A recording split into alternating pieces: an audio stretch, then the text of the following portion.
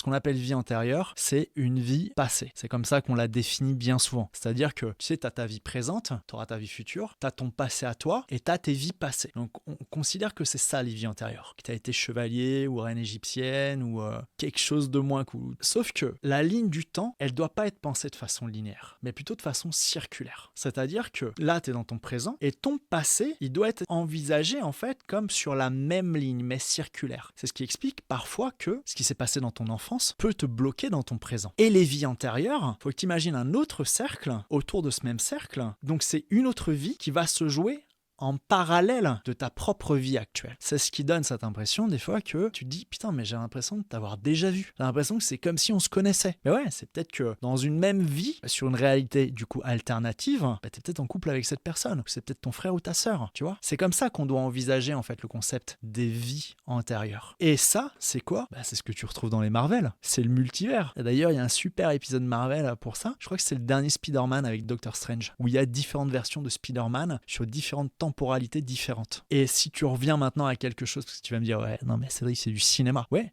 mais dans la vraie vie, c'est ce que Einstein a aussi démontré, ce principe de multivers. C'est de la physique quantique. Donc, si tu comprends cette logique des vies alternatives qui se passent en ce moment même que toi tu vis ta vie, aller libérer en fait des choses dans ces autres vies. Qu'est-ce que t'en as à foutre ? C'est pas la vie que tu joues. Donc encore une fois, tu perds ton temps à libérer des trucs qui n'ont strictement rien à voir avec tes blocages liés à cette incarnation-là.